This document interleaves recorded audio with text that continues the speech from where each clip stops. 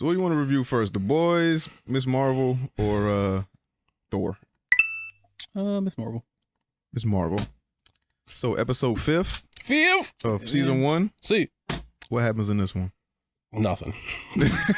Yeah, can I be honest? What? I stopped watching this shit like 2 episodes ago. Miss Marvel? It's just boring to me. It's like, why am I watching this? Like I can understand why you feel that. Like I like the show. I think the quality of the show. I don't want to say the quality of the show is dipped. I think what it is, or at least for me personally, is all the family stuff is actually really interesting, and I like it and I enjoy it. Like seeing the dynamic between her and her parents and all that kind of stuff.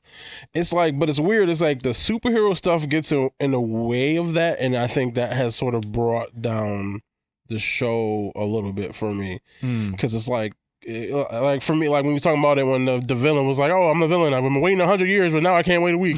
So we figured it's like all that super, because like they have to have a villain, they gotta have a fight about some shit, so that's what throwing me off. But I understand feeling that way. I like the show still though, and I do think it's good.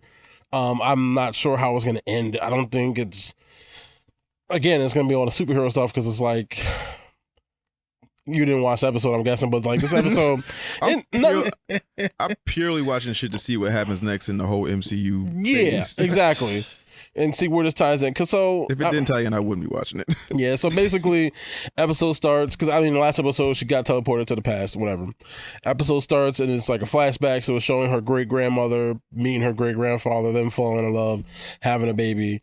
We're finding out like what's happening, and this is all stuff I never really knew about. She was giving that pussy up quick. Damn. I mean, facts, like rosebuds, rose garden, whatever. Nah, she saw that nigga giving that speech. She said, "I'm gonna fuck him." Listen, linguistics, cunnilingus, nigga. She's like, I see it. Cunning linguist. Exactly. So like, I don't know. We saw her travel through time. And that's the whole, like, 20 minutes of the episode was just her grandma. And it's like, this stuff I didn't know was happening was like in the India, Pakistan, Pakistan? It's Pakistan stuff. Whereas I guess at first it was just India. And then whenever it happened, all the Muslims were kind of forced out and to go to Pakistan. That was some shit I never knew about Pakistan and India. I don't know history, so I didn't know that though. So it's like learning that stuff is like, oh, okay, that's where it's basically, that's why her grandmother and whatever, they were leaving. Well, part of the reason why they're leaving is because they were Muslim and Muslims were being pushed out of India. And obviously her grandmother saw whatever the villain lady's name is, I forgot what her name is. And she's like, "Oh, you got the bangle. We're coming back tomorrow." And it's like, "Now we got to dip."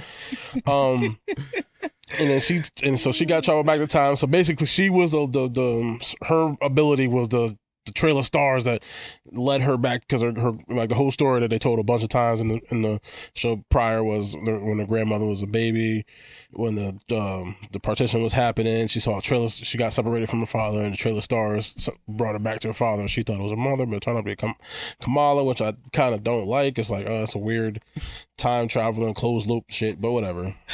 That reminds me of Harry Potter. Yeah, it's some weird, some shit. I think it's some shit like that.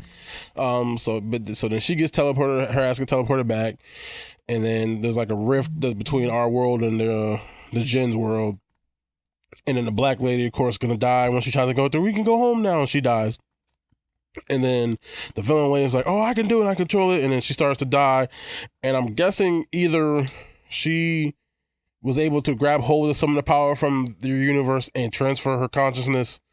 Either it's her consciousness she transferred into her son's body, or just some of the light to her son's body, because she transferred to his body and he was able to activate powers. I think it's going to be she transferred some of her consciousness and she's going to take control of his body and use him to fight her. Make that nigga go crazy. Yeah, we make him fight Kamala or whatever, and because we got to have like a big battle in the final episode. Kicked him by now, or no? I think she's waiting for the right moment. Or she waiting to get close to the bangle. Close to Kamala. Yeah. Okay, that's what I'm waiting. Or maybe she's controlling him this whole time, and because he seemed like he was himself when he was talking to Bruno.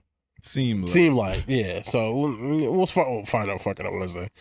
And then, I mean, the episode ends. He gets his powers. Kamala and her mom meet, and her mom get back. Her mom knows she has superpowers now. Yeah. They kind of all reconcile. The girl is you? Yeah.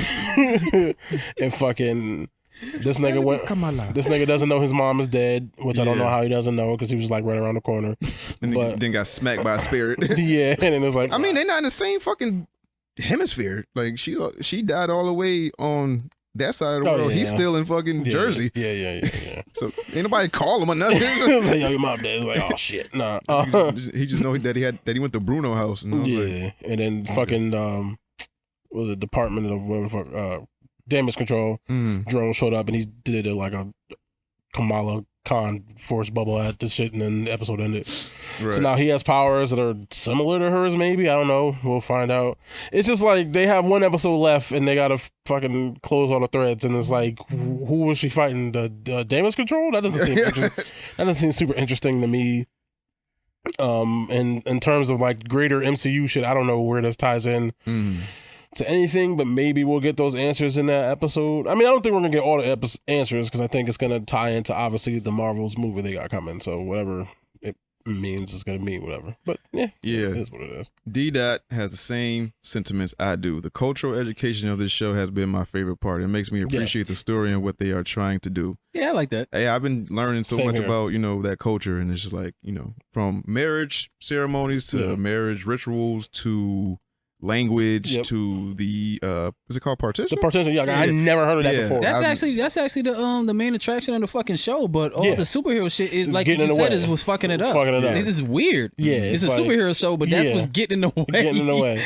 Like this was on Lifetime or some shit like that. I'd be like, oh, amazing shit. show. Yeah, like the first episode, all the stuff like the first episode was so strong because this is like some girl living in Jersey and like she's full of personality. All that stuff is like, but once the powers get introduced and they start to have to deal with the repercussions of that stuff, it sort of falls flat. It's like they meet some secret organization nigga, then he dies, and it's like, well, okay, but what is this whole secret organization about? They don't really, and it's only 6 episodes. First episode he was like, no, second episode he was in. Yeah, dead, and it's like, so we don't even really get an understanding what that is. But I guess it's just to introduce the character with the mask because he's a character in the comic books, and they meet, and it's like, okay, they introduced the two worlds. Yeah, so but like I feel like they could have did that in a different way. Like it's basically a story about a girl coming to her quote unquote womanhood or into her superpowers or whatever, and we're not really the most receptive to it. Yeah, it's an immigrant child story. An immigrant teenage girl coming into her own, trying to find her place in the world, trying to discover herself, and it's just like, all right, we want to see action and blow up and fights and shit like that. I don't want to watch no teenage girl go through fucking puberty. Yeah, I mean, but it's like you gotta throw it in there because it's an MCU show, so then we gotta have it. But it's like this stuff isn't executed. I don't want. It's not like it's bad. It's not bad, but it's just not riveting what we're used to. Yeah. So it's like, but I mean, maybe they'll come together. But it's only one episode, and I don't know. It's one episode. They'd have to do some off the wall shit to like raise it up. But like, it's still a good show. I'd call it like a 7.5.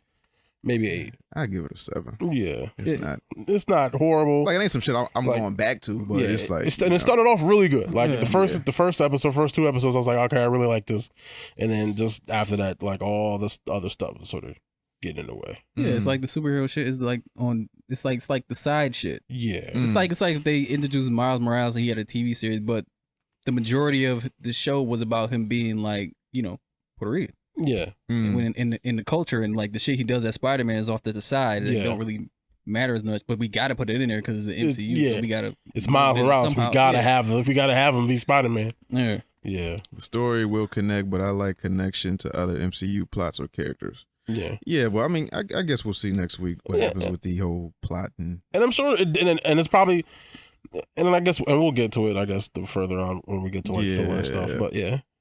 Okay. Yeah.